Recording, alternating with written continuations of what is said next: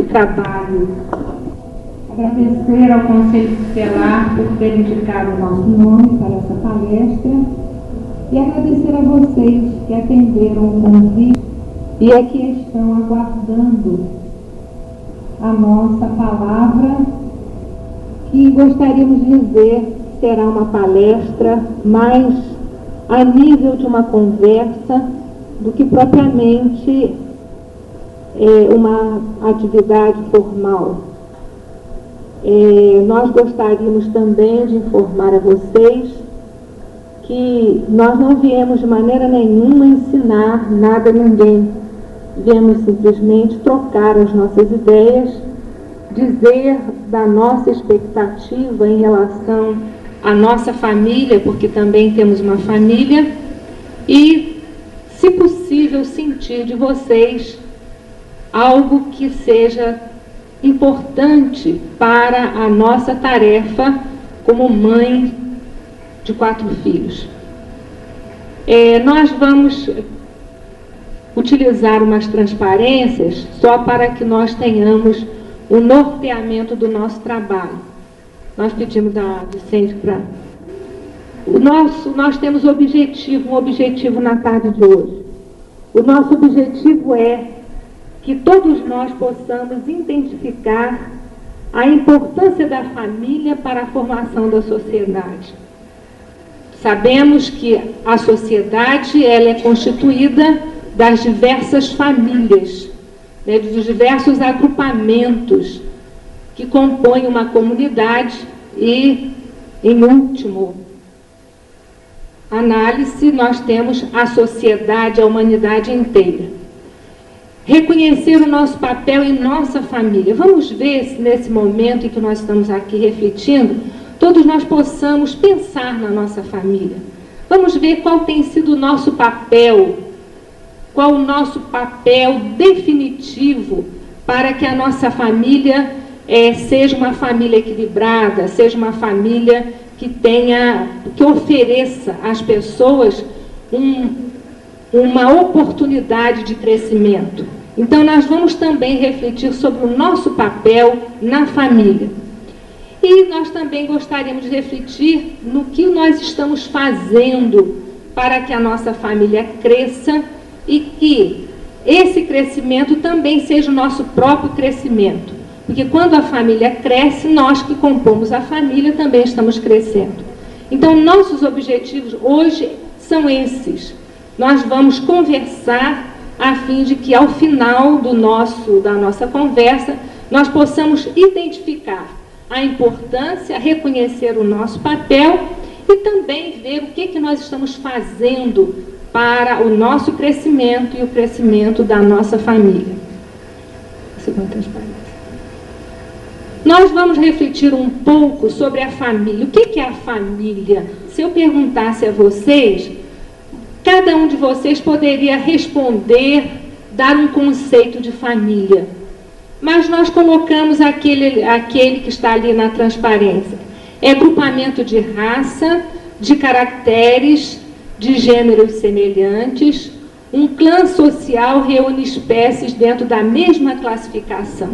Se nós formos buscar o dicionário, nós vamos ver esse conceito de família como um grupamento de raça, um grupamento de pessoas, um grupamento de indivíduos. Juridicamente, família, nós poderíamos conceituar como a união de 2 seres que se elegem para uma vida em comum através do contrato do casamento, dando origem à geniatura da mesma espécie. Geniatura é geração, a geração de uma mesma espécie. Então, juridicamente, nós sabemos que a família começa a partir do momento em que 2 pessoas se elegem viver mutuamente. 2 pessoas que, por decisão própria, querem constituir um lar e, a partir deste lar, existe, então, a formação da família, a partir do contrato firmado, ou diante, né, do próprio homem, do juiz, ou então diante de Deus num ato religioso. Mas o casamento além desse aspecto formal, né, que exige o casamento, nós sabemos que também exige aquele aspecto informal do querer, do decidir a viver em conjunto duas pessoas e, a partir daí, eles então formarem uma família. E nós vamos também estabelecer uma diferença, não é? Porque, na realidade, a família, existem características próprias para a família. E nós poderíamos fazer a distinção entre três coisas fundamentais: família, lar e casa. Não são as mesmas coisas. Quando nós falamos na família, quando nós falamos no lar, quando nós falamos na casa, nós precisamos estabelecer essas diferenças. Porque o lar é realmente aquele laboratório que tem por finalidade preparar a família para a vida. Por que nós pensamos em laboratório? Quando nós pensamos e refletimos acerca da palavra laboratório, a gente sempre vê que no laboratório existem soluções, existem tubos de ensaio, existe uma série de coisas que ela tem por finalidade preparar, né, elaborar alguma coisa. Então, nós gostamos muito desse conceito de lar como laboratório. É justamente no lar que nós consideramos como a primeira escola da alma, aquela primeira escola que tem por objetivo formar o cidadão, formar a criatura, formar a personalidade das pessoas. Então, o lar realmente é um verdadeiro laboratório onde se fundem opiniões, se fundem caracteres, se fundem uma série de coisas importantes para a formação realmente da família. E quando nós falamos, quando o lar é a primeira escola para a alma, nós também queremos dizer que, se existir o lar bem estruturado, bem organizado, a família será uma família estruturada, será também uma família bem organizada. Nós queríamos colocar para vocês que não é tão importante que este lar seja uma mansão, ou seja, um palacete, ou seja, qualquer outra coisa. O importante é que o lar seja realmente a convivência de seres que se completem mutuamente, de seres que possam se ajudar mutuamente para o crescimento, para a evolução. E hoje, quando nós vemos que a família, muitos têm o conceito de que a família estaria desestruturada, que a família seria uma instituição falida, que não é o nosso conceito de forma nenhuma. Nós acreditamos que a família é ainda o sustentáculo de uma sociedade, e esses movimentos como o de hoje, ele tem por finalidade ajudar, colaborar para que a família melhor se estruture, e nós precisamos estimular para que isso aconteça mais vezes, porque a partir do momento em que se coloca pais, mães, filhos a refletirem na importância de cada um, na própria estruturação de uma família, isso é muito válido, porque nós vamos refletir e vamos ver o que nós estamos dando, o que nós estamos oferecendo para que realmente a nossa família se equilibre e possa produzir os frutos que a sociedade aguarda que ela produza. Então, nós vimos que o lar é o laboratório que tem por finalidade preparar a família para a vida. Isso é muito importante, meus irmãos, meus companheiros. Nós estamos aqui trabalhando, procurando trazer uma informação para que, na realidade, todos nós possamos, a partir de agora, ou desde há muito, nós possamos ter como preocupação maior a estruturação da nossa família. Porque o que é uma comunidade? A comunidade é o resultante das famílias. É a minha família, a família do companheiro, a outra família. Então, a comunidade é o resultante das diversas famílias. Então, se eu me preocupo com a minha família, ele se preocupa com a família dele, em dar o melhor que eu possuo, que ele possui, então isso nós estaremos tentando modificar o panorama da nossa atualidade, em que muitas das vezes as pessoas não se preocupam devidamente com a família como deveriam se preocupar. E a casa seria edificação material, capaz de oferecer segurança e paz para aqueles que aí se resguardam, né, do tempo, das intempéries, uma série de outras coisas. Então, a casa é a edificação, o lar é a união das almas que buscam o mesmo ideal de vida, nós poderíamos conceituar assim. E a família é a associação mais importante em sua função educadora e regenerativa. E agora nós gostaríamos de colocar uma coisa muito importante. Está nas mãos da mulher a tarefa, como também do homem, nós não queremos colocar só nas mãos da mulher, não, mas na mão dos pais a tarefa da educação dos filhos. E quando nós estávamos fazendo esse trabalho, nós refletimos que é a mulher, né, que está realmente encarregada, na maioria das vezes, da formação do caráter do filho. Nós consideramos a tarefa da mulher a tarefa mais importante que existe sobre a terra quando ela assume a sua tarefa educadora dentro do lar.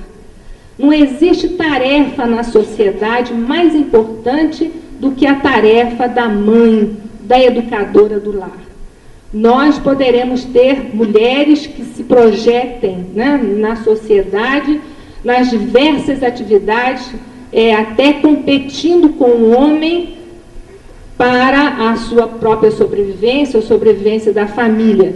Mas nós temos a certeza que a tarefa fundamental da mulher é da educação dos filhos. Por isso, nós colocamos como a função da família a função educativa. Cabe à mulher a educação dos filhos. Nós também queremos considerar que, com isso, nós não estamos dizendo que a mulher deva ser aquela que permaneça as 24 horas do dia no lar, junto aos filhos. Até gostaríamos de fazer uma consideração. Não é o período que a mulher passa junto aos filhos que seria tão importante.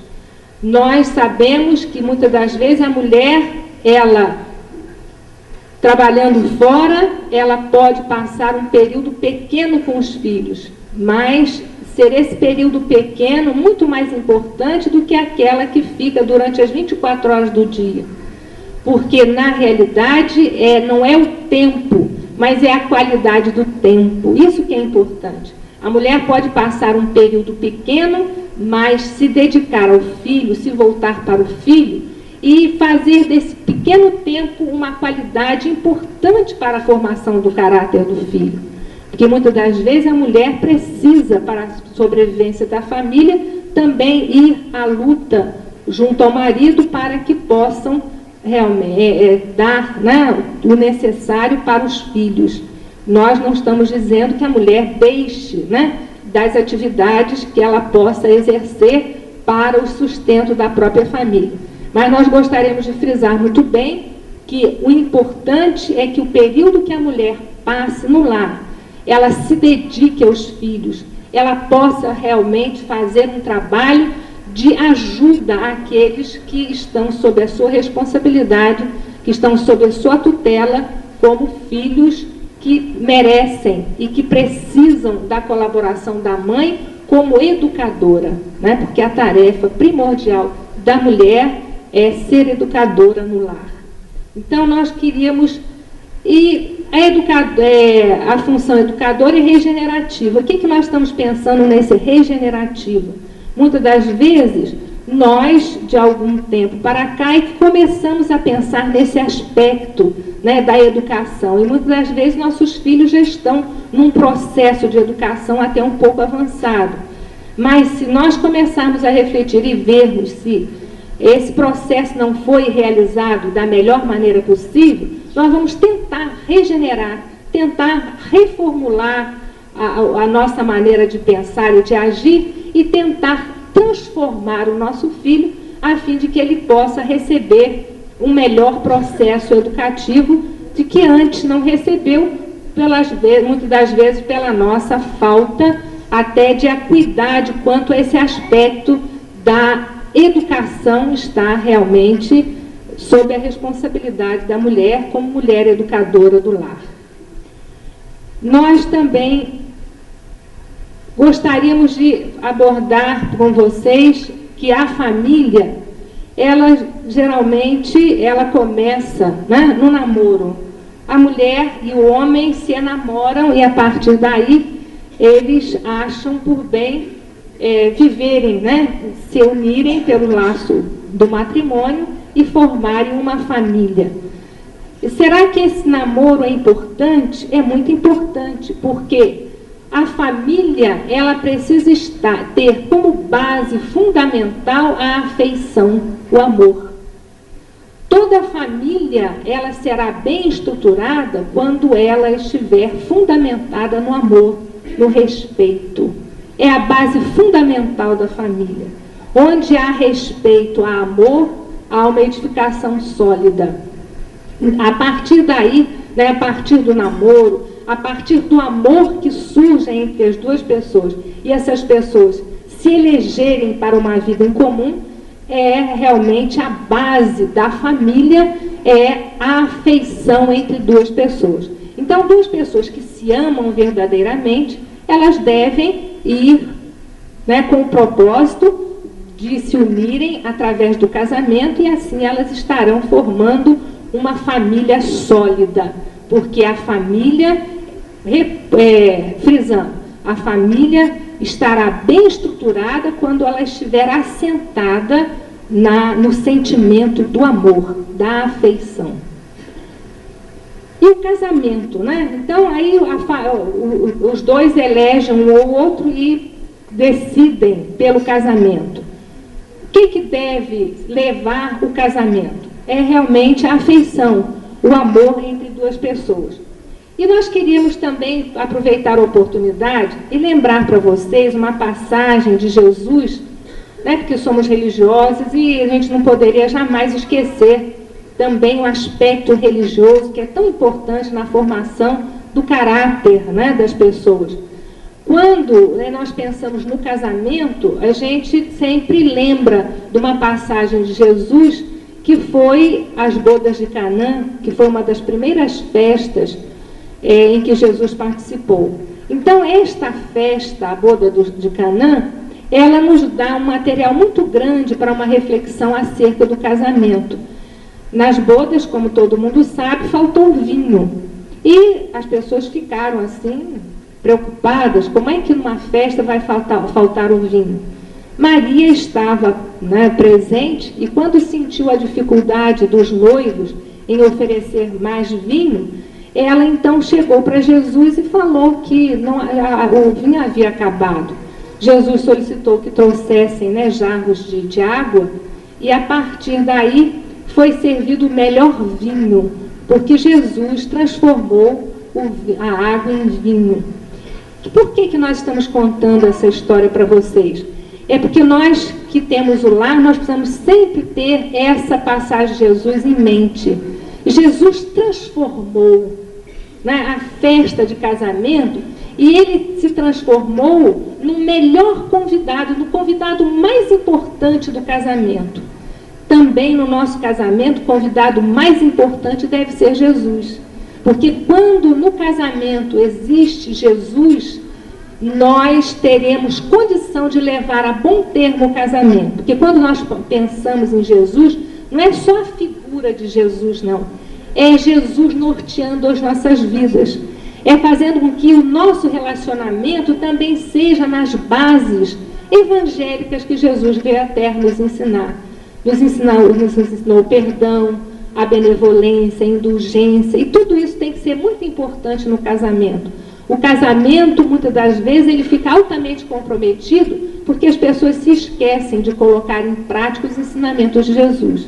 aí fica muito difícil o relacionamento de duas pessoas.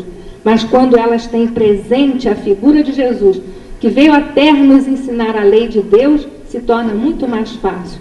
Então nós queríamos lembrar essa passagem, dizendo a todos vocês que quando no casamento existe sempre a figura de Jesus nos ensinando ao que nós deveremos fazer, o casamento se torna realmente um contrato bem sucedido em nossas vidas. O período de gestação, por que nós colocamos ali? Nós ouvimos uma história, uma ocasião dessas, onde uma pessoa de 38 anos de idade, ela foi estrupada. E, como fruto desse estrupo, ela adquiriu uma gravidez. E o primeiro impulso dela foi realmente tirar o filho, abortar o filho, já que ela, né, tinha engravidado devido a um produto de uma atitude de violência. E as pessoas que conviviam com essa senhora começaram a dizer: não, mas por que? Você não faz isso não. Deixa, aguarda um pouco, vamos ver se daqui a um pouco você admite, né, a ter um filho mesmo nessa condição. E as pessoas foram trabalhando a cabeça dessa senhora até que em um determinado momento ela aceitou perfeitamente que ela estava grávida, mesmo consequência de um estupro como foi o acontecido. E depois ela teve um filho e disse que depois de ter um filho ela daria esse filho. Mas no momento em que ela viu a criança e que ela, mesmo no período de gestação, ela começou a querer se acostumar com a ideia, ela então, quando viu a criança, ela sentiu uma certa emoção ao ver a criança. E depois ela aceitou a criança, não deu a criança, e depois de 4 anos, que a criança já tinha 4 anos, ela declarou que a melhor coisa na vida dela foi ela ter tido aquela criança, que aquela criança constituía a melhor coisa que Deus tinha lhe dado. Então vejam bem, todo esse período, embora ela não tivesse querido essa gestação, mas vejam bem como Deus é providencial em acertando determinados aspectos em nossa vida. Aquilo que a princípio para ela foi uma verdadeira agressão, ela aceitou depois perfeitamente, porque o período de gestação, o período do início, né, do retorno da vida de um ser na Terra, foi primordial ou foi essencial para que ela adquirisse amor por aquela criança. Então nós também precisamos dizer que esse período que a mulher, né, no período de gestação, ela também precisa começar a vibrar muito positivamente para aquele que é o seu futuro filho. Existem até hoje fitas que estabelecem, né, que promovem o diálogo entre mãe e feto, no sentido de que a partir daí a mãe comece a se ligar com o filho. É a partir do período de gestação que a mãe vai dizendo para o filho que ele é muito bem-vindo, que ele é um ser muito querido. Então nós precisamos estabelecer esses laços, né, de afinidade com aquele que será o nosso futuro filho a partir do período de gestação.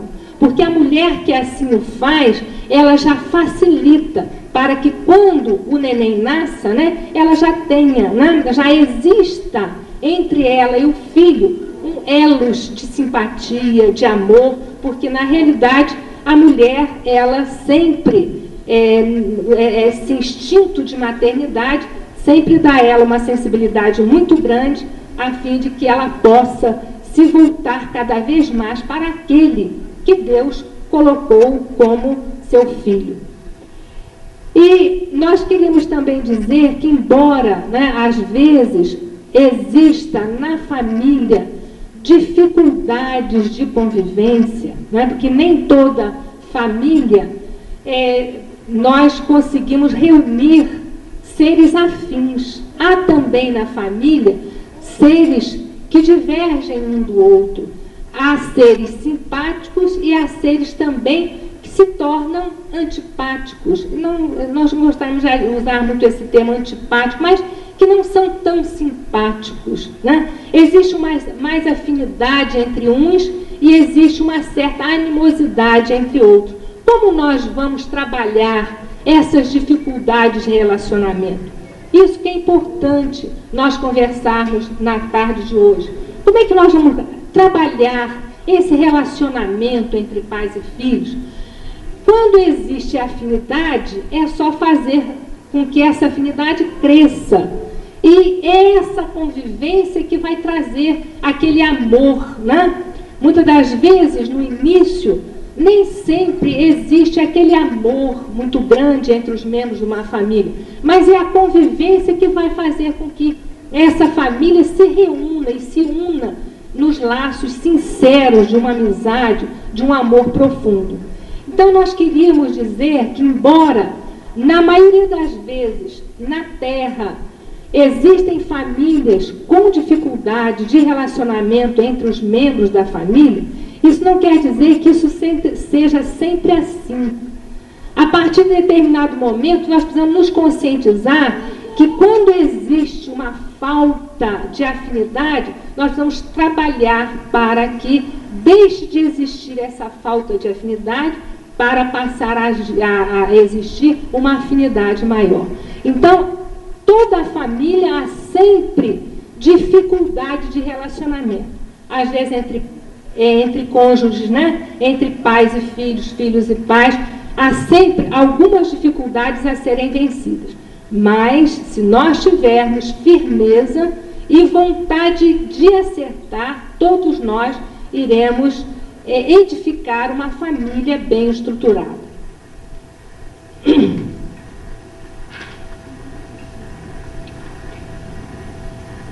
No lar, né? Então, essa dificuldade de relacionamento. Por que essa dificuldade?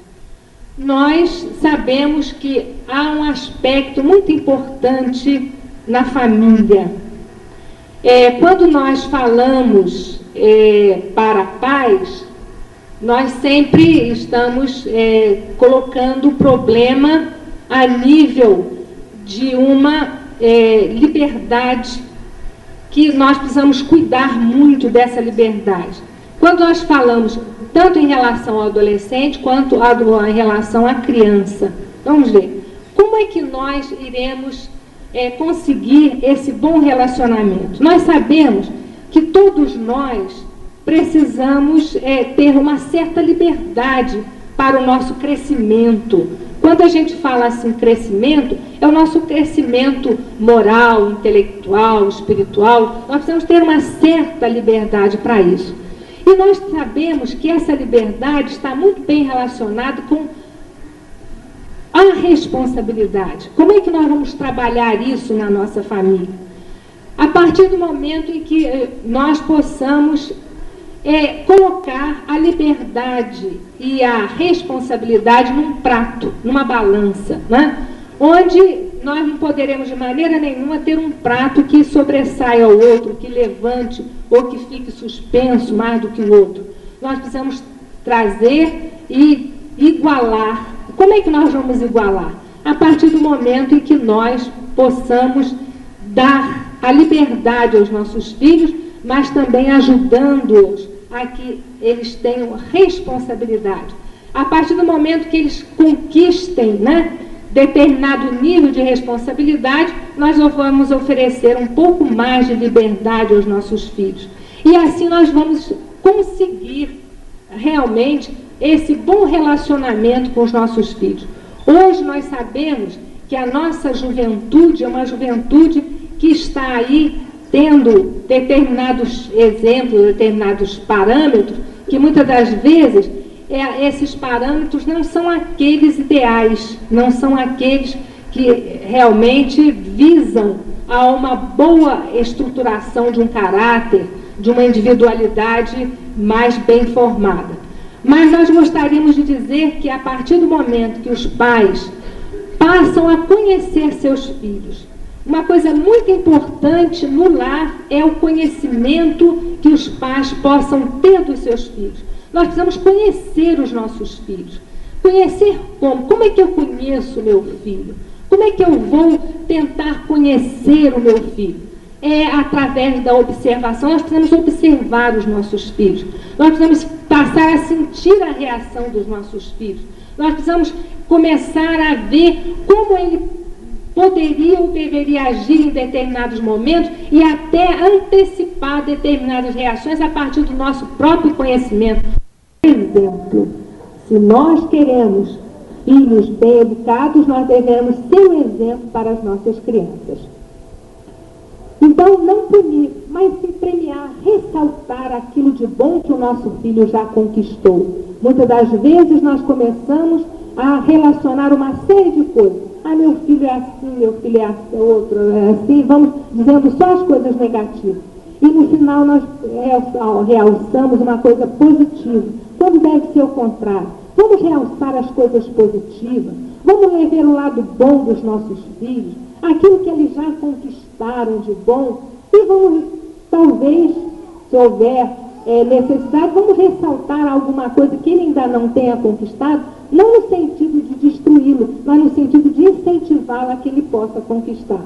Então, vamos ser, assim, mais positivos quanto ao aspecto da educação. Vamos ressaltar aquilo que eles já conquistaram, porque eles se tornam mais fortes, mais fortalecidos para conquistarem aquilo que eles ainda não conseguiram conquistar.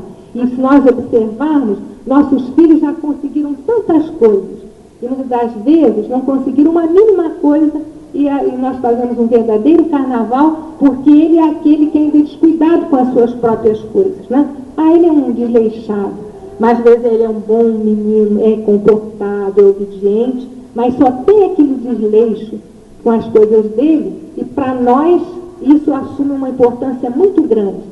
Mas aquilo que ele é bom, nós não conseguimos realçar. E muitas das vezes nós perdemos por isso. Vamos fazer o contrário, vamos realçar aspectos positivos, aquilo que eles já conseguiram de bom, para que ele possa ser estimulado a conseguir aquilo que ele ainda não teve condição de conseguir. Mas, então,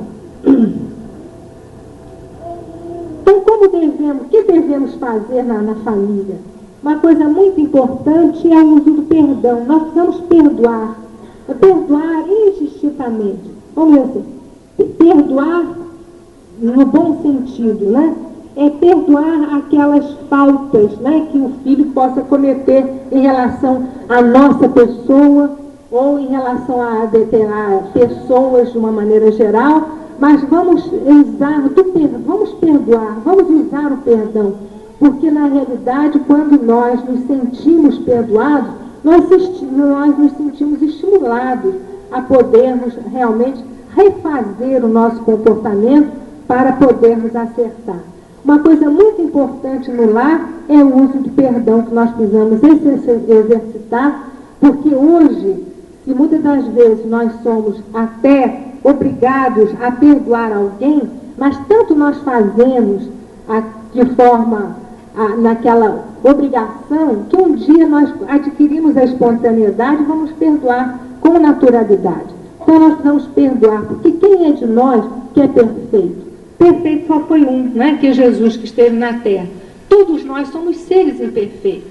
Precisamos nos conquistar mutuamente no sentido de podermos, né, através dessa possibilidade que nós oferecemos ao outro, ele também cresça, ele também, né, evolua, também progrida, porque quando, muitas das vezes, a pessoa não age em concordância com aquilo que nós queremos, aquilo que nós desejamos, mas muitas das vezes ele está se esforçando, e nesse esforço que é importante ele poder acertar e conquistar aquilo que ele precisa conquistar para o seu crescimento. O que é muito importante também na família, nós já estivemos falando sobre o amor, né? O amor é a mola mestra da família. Onde na família existe o amor, tudo mais é conseguido através do esforço, do empenho, para que haja aquele relacionamento ideal na família. A indulgência, vamos também ser indulgentes, vamos fazer que os nossos filhos também sejam indulgentes. Porque, na realidade, todos nós, como já falei, não somos capazes de agir 100% em todos os momentos da nossa vida. Nós também vamos cometer erros, nós também vamos cometer determinados enganos, E se nós não formos indulgentes para com as falhas alheias, nós também não conseguiremos a indulgência que precisamos para o nosso crescimento individual. Vamos usar da indulgência, que é muito importante na família. Uma coisa também muito importante é o diálogo. Mas quando nós falamos diálogo, é aquele diálogo com interesse, né? Que ele seja um diálogo em que as pessoas se interessem pelas outras, onde a gente possa colocar o nosso filho diante de nós e olhar nos olhos do nosso filho, buscando que a partir do momento em que a gente possa estabelecer um contato com o filho, através do interesse que ele possa ter por determinadas coisas. Exemplo, nosso filho é altamente entusiasmado pelo futebol. Se nós conversarmos sobre o futebol com o nosso filho, ele tem um maior interesse, né? Ele vibra, ele participa do diálogo.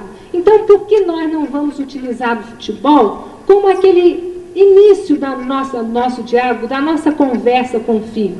Se o filho tem muito interesse pelo futebol, vamos começar a conversar com ele sobre o futebol. E daí, né, a conversa vem sobre aquilo que nós gostaríamos de conversar com o nosso filho, daquela orientação que nós precisamos dar com o filho, mas o momento em que nós aproveitamos para o diálogo foi a partir do interesse que o nosso filho tem sobre determinada coisa, determinada atividade, ou pela música, ou pelo esporte, ou pela atividade manual que ele, né, possa desenvolver. Vamos, a partir do interesse dos nossos filhos, vamos começar esse diálogo que é tão importante na família.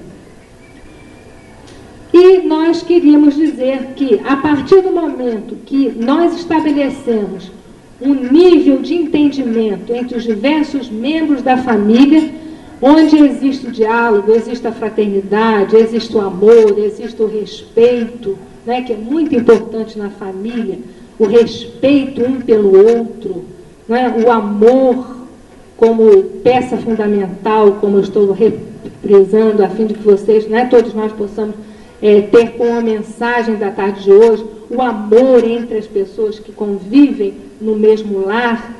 Nós, então, a partir do momento que haja um bom entrosamento entre nós, vai haver uma convivência sadia, vai haver com que a família viva bem, com todas as dificuldades que a família possa viver, porque nós sabemos que muitas das vezes a família tem dificuldade, mas a afeição é tão grande, o interesse um pelo outro é tão grande que supera qualquer dificuldade que a família possa estar vivendo. Então, viver bem e conviver com as diferenças e defeitos, com as imperfeições.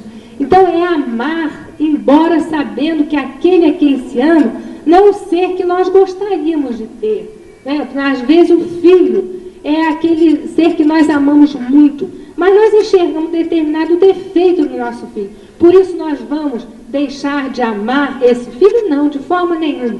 Nós vamos amar esse filho mesmo com todas as imperfeições que ele porventura tenha. É isso que nós gostaríamos de colocar aqui na tarde de hoje. Eu acho que o importante é o amor, embora a gente saiba que muitas das vezes aquele ser é um ser que precisa crescer muito em determinadas áreas. Mas nós, através do amor, nós vamos conseguir que ele cresça, que ele se desenvolva, que ele realmente seja um ser bem estruturado emocionalmente, seja uma pessoa também que possa aproveitar todas as oportunidades que a vida lhe ofereça. E nós gostaríamos de concluir as nossas palavras da tarde de hoje, dizendo a vocês que viver em família não é tão fácil. Às vezes se torna bem difícil. A convivência em família é uma convivência que requer da nossa parte muita renúncia, muito amor, né? Mas é uma tarefa maravilhosa se nós realmente procurarmos, através da afeição, através do amor, nós conseguirmos desfazer todas as arestas, todas as dificuldades que porventura exista dentro da família. Nós sabemos que na maioria das vezes as famílias são seres que precisam de se reajustarem, de um viver com o outro, para que através dessa convivência muita coisa seja desfeita. Nós sabemos disso. Mas como é que nós vamos conseguir isso? Quando é que nós vamos conseguir realmente uma família que seja uma família que possa viver bem? É através desse entrosamento, desse conhecer melhor, de aceitar melhor o outro como ele é, para que através do aceitar o outro como ele possa, né, ajudar o outro a crescer. E um outro aspecto também muito importante é o amor a si mesmo, como peça fundamental. Porque quem não ama a si mesmo não vai conseguir amar o outro. Nós precisamos também nos amar muito, a fim de que esse amor a nós mesmos, ele possa ser estendido ao amor ao outro. Porque o ser que não se aceita, é muito difícil aceitar o outro. Então, se nós nos aceitamos, é fácil aceitar também o outro com todas as suas dificuldades. E quando nós conseguirmos exercitar esse sentimento por excelência que é o amor, nós vamos ver que nós estamos começando, né, a modificar as dificuldades que porventura a nossa família tenha. As dificuldades de relacionamento, quer entre cônjuges, né, entre as pessoas que têm a condição de marido ou mulher, e também o relacionamento entre pais e filhos. Existem peças fundamentais no lar. E nós gostaríamos de, fechando a nossa palavra, dizer que as peças fundamentais do lar são o amor, né, como peça, a afeição como peça importante para o relacionamento entre pais e filhos, para o desenvolvimento do potencial dos nossos filhos, né, porque nossos filhos são seres que têm todo o potencial a ser desenvolvido. E nós, como pais, nós precisamos dar a oportunidade de nossos filhos crescerem. E como é que nós vamos conseguir isso? Crescendo também com os nossos filhos, fazendo com que nós também possamos crescer em entendimento para com eles, para que eles se sintam bem de estarem junto a cada um de nós, que, no caso, seus pais. E nós queríamos, finalizando a nossa palavra na noite de hoje, dizer também, recordar com vocês uma outra passagem de Jesus, aquela em que ele estava em meio a uma tempestade e os discípulos, né, com medo do vento, de tudo aquilo que estava acontecendo, viram Jesus estava dormindo na barca. E eles então acordaram Jesus e pediram socorro a Jesus. E realmente isso acontece em nossas vidas. Se nós pedirmos socorro a Jesus no momento mais difícil da nossa existência, nós iremos conseguir resolver todos os problemas, nos aquietar e conquistar os valores que precisamos para superar as dificuldades. Nós queríamos dizer também que o aspecto da religiosidade é muito importante. Nós não falamos aqui da religião, da religião católica, protestante ou espírita. Não, não estamos falando de religião. Nós estamos dizendo que a religião para a formação da família é muito importante, seja ela qual for, mas que nós possamos também desenvolver em nossos filhos o aspecto da religiosidade, do amar a Deus sobre todas as coisas e o próximo como a si mesmo.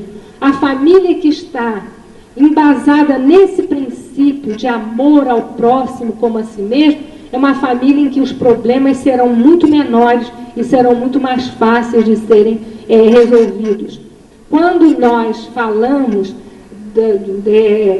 recordamos com vocês a tempestade, que Jesus foi acordado para que pudesse salvar aqueles que estavam no barco, nós também gostaríamos de reportar isso para a nossa vida. Por maior dificuldade que a gente esteja vivendo no lar, com a nossa família, se nós acordarmos Jesus dentro de nós, nós iremos conseguir a fortaleza, a coragem precisa para superar todos os problemas, todas as dificuldades e partirmos para a solução e para a convivência melhor com todos aqueles que convivem conosco. Um outro aspecto que nós esquecemos e que não poderíamos deixar de ressaltar aqui também, é a importância, né, do sexo para esse diálogo com os nossos filhos. Nós não podemos jamais esquecer do aspecto sexual na formação dos nossos filhos. Sempre a partir, né, da curiosidade dos filhos. E o aspecto sexual deve ser um aspecto conversado com os nossos filhos com muita naturalidade. Como nós conversamos sobre vários assuntos no lar, sobre várias questões, também não podemos esquecer de maneira nenhuma o aspecto sexual. E sempre relacionando com a própria vida, com o início da vida de todo mundo. Começando o próprio momento em que a reprodução do ser, né? Dizer ao nosso filho que é tão importante a vinda de um ser à Terra, como é bonito, né? A nível de reprodução, e falando nesse aspecto com a criança até chegar ao próprio ato sexual, como algo que acontece quando, em bases sólidas de uma amizade fraterna, uma amizade na base de amor, de compreensão, de entendimento, também falar que o problema sexo deve ser encarado com muita naturalidade, a fim de que haja uma conversa, um diálogo entre pais e filhos também, que muitas das vezes os pais têm muita dificuldade em abordar esse aspecto, o aspecto do sexo com os filhos. Mas que a gente se prepare para isso. Se prepare, se informando da melhor maneira possível e não esquecendo jamais de tocar também nesse aspecto que é através do sexo, todos nós estamos na Terra. Através, né, do ato entre duas pessoas, numa base de respeito, é que nós surgimos na Terra. Então nós não podemos esquecer jamais esse aspecto também fundamental em nossas vidas. Nós queremos assim agradecer a vocês, a atenção de vocês. Para nós foi muito importante. Gostaríamos de ter contribuído de alguma forma para vocês na tarde de hoje. Se não fizemos, nós pedimos desculpas e queríamos nos colocar à disposição para alguma pergunta, alguma coisa que vocês tenham a nos inquirir, nós estamos às ordens. Caso contrário, nós devolvemos a palavra ao nosso querido companheiro Vicente.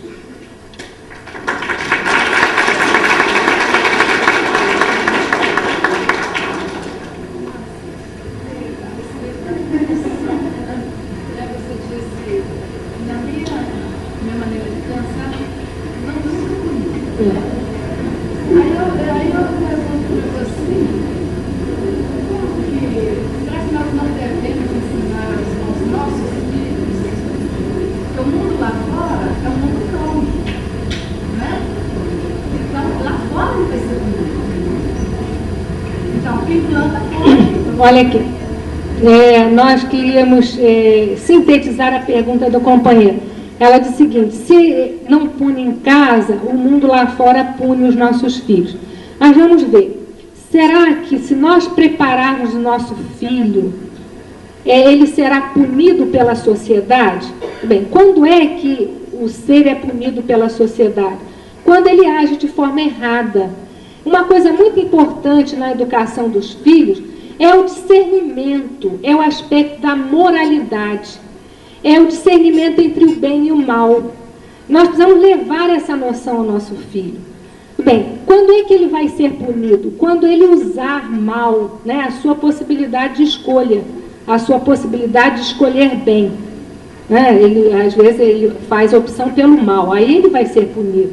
Mas se ao lar ele cumprir com a sua tarefa, de fazer com que a criança ele possa ter discernimento entre o bem e o mal, ele não será punido lá fora, nesse aspecto que você está colocando. Bem, então, o que nós precisamos fazer é dar condição ao nosso filho de decidir pelo melhor. Mesmo que o mundo lá fora possa puni-lo, mas a punição não será tão grave quanto se nós não ensinarmos ele fazer a opção entre o bem e o mal, ele escolher sempre o bem, ele não será punido nesse aspecto, nessa forma, essa punição tão rigorosa. Uma coisa muito importante é justamente a gente dar ao nosso filho o discernimento entre o bem e o mal, né? A moralidade, o que é moral, o que é certo, o que é correto. Né? Se o nosso filho tem esse discernimento, ele jamais será corrigido de forma tão rigorosa como você coloca, de forma tão como você colocou, tá bom? Eu acho que o discernimento que a gente possa dar ao filho, isso que é importante. Respondi ou não? Alguma pergunta a mais?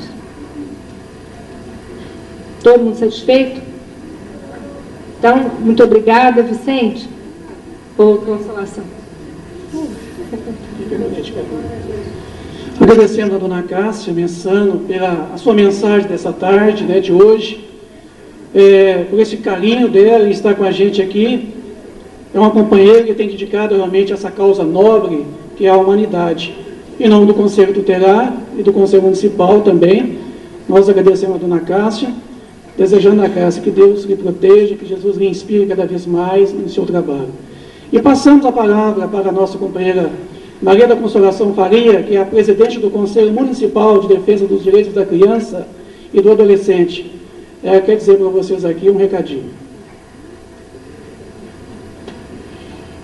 Gente, quer dizer, nós estamos muito felizes com vocês aqui e gostaríamos de contar com o apoio de vocês para as outras promoções que o Conselho Municipal, juntamente com o Conselho Tutelar, estão promovendo nesse mês de outubro em relação à criança e ao adolescente. E nós recebemos uma incumbência do Conselho Nacional da Criança, que é o CONANDA, que pediu que cada Conselho Municipal, no mês de outubro, tentasse fazer um trabalho educativo junto à sociedade. Que nós deixássemos de lado as festinhas de doce, bala, bombons, né, para quem gostaria de fazer.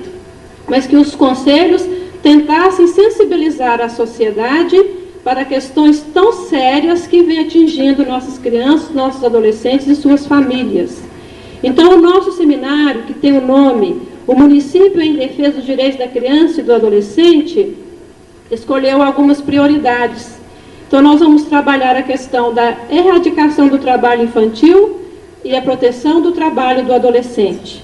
Vamos trabalhar também a questão do adolescente que comete ato infracional, que nós falamos que é o menor infrator, né?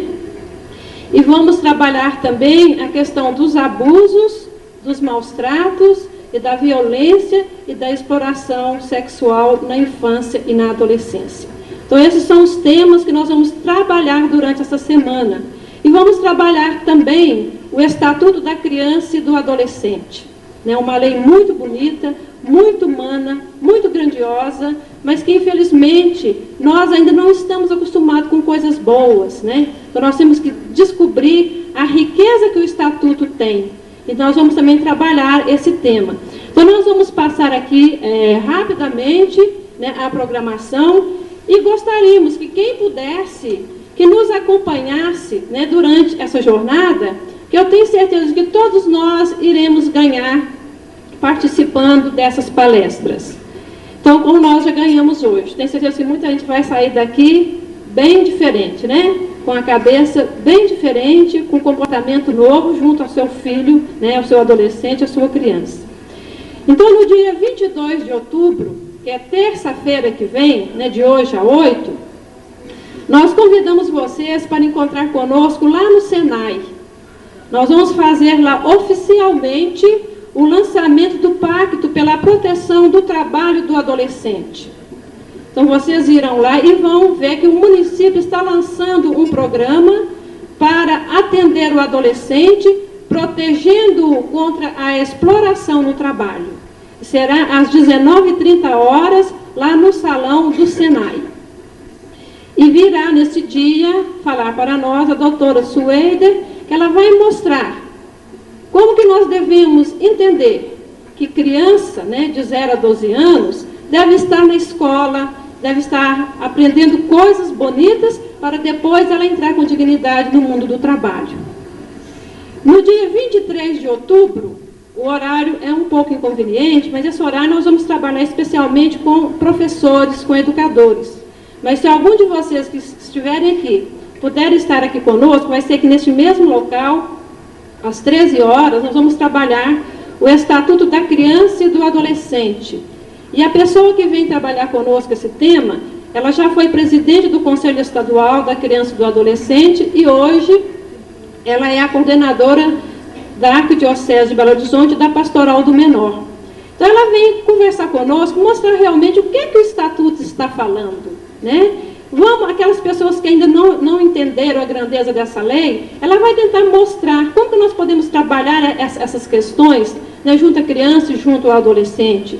Ela vem tirar assim, aquelas meias verdades que nós temos sobre o Estatuto. Ela vem mostrar qual é a grandeza dessa lei, o que o Estatuto realmente propõe para nós hoje. E a gente convidou todas as pessoas que são do Conselho, de Conselhos Municipais, Conselho Tutelar, de municípios aqui da região, né, que estejam aqui também conosco, para poder depois trabalhar com mais garantia, com mais eficiência, essa lei, né, que é uma lei muito bonita, muito boa, mas que precisa de ter condições para ser aplicada. E quem vai tirar essa lei do papel somos nós, os adultos, juntamente com as crianças e com os adolescentes. Então, no dia 23 de outubro, às 13 horas. No dia 24 de outubro, vai ser lá no auditório da FADOM. Nós vamos trabalhar o adolescente em conflito com a lei. Que muita gente fala, hoje os meninos podem aprontar que não acontece nada, né? Quem fala assim está enganado, é porque não conhece o Estatuto da Criança e do Adolescente. Adolescente que apronta pode sim ser punido. Então, o doutor Homero de Faria, ele é um psicólogo e ele é de Araxá. E lá em Araxá, a prefeitura já criou um programa para atender o adolescente autor de ato infracional. Então, lá eles têm a medida de internação, né, privação de liberdade, que o adolescente, se ele faz um ato muito grave, o juiz pode determinar a sua privação de liberdade até por 3 anos. Então, em Araxá já existe essa casa. Existem pessoas trabalhando a semi-liberdade e a liberdade assistida. Então, ele vem conversar conosco sobre isso. E como que o município tem que fazer para lidar com esse adolescente. Porque o adolescente, quando ele comete um ato infracional, muitas vezes ele está pedindo de nós atenção, é carinho, é afeto, é escola, é trabalho, é família, é respeito. E às vezes nós achamos que é com a repressão, que é com a punição, que nós vamos consertar essas coisas. E não é por aí. Então o Homero vem trabalhar conosco. Quem quiser estar conosco nesse dia, vai ser um prazer muito grande. Então no dia 24, às 19h30, lá no auditório da FADOM. E no dia 25 de outubro, nós vamos ter 2 momentos também. Um momento à tarde, às 13 horas, que a gente abre mais para os educadores, mas é aberto a qualquer pessoa. Nós vamos trabalhar família e maus tratos na infância e adolescência. E às 19h30, aqui também nós vamos trabalhar o mesmo tema com famílias. E quem vem trabalhar esse tema é um psiquiatra e um psicanalista, o Dr. José Raimundo da Silva Lippe.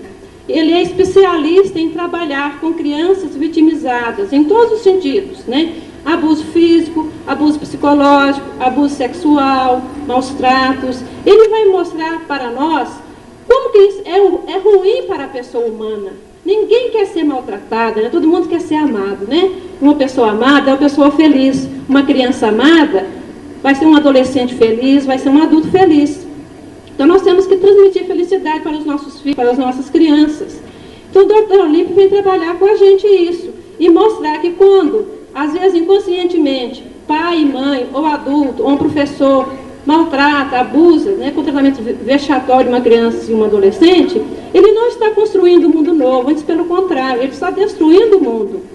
Então a gente gostaria que vocês também divulgassem, né, esses nossos eventos e que colaborassem conosco.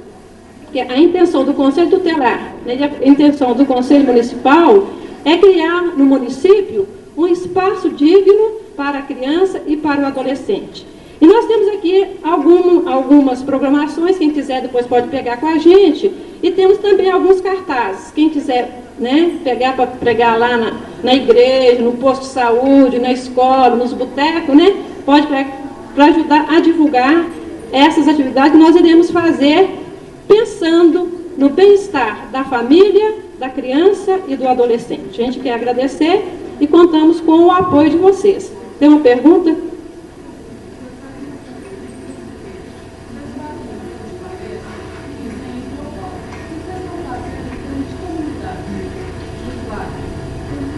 Olha, depois o Vicente até poderia responder pelo Conselho Tutelar, porque o Conselho Municipal, ele não é um órgão executor. O Conselho Municipal é um órgão definidor de políticas públicas e um órgão controlador. Então, o Conselho, ele define o que deve ser feito e depois tem que fiscalizar para ver se está sendo feito ou não. E se não estiver sendo feito ou não, há como fazer isto, né? Só que nós estamos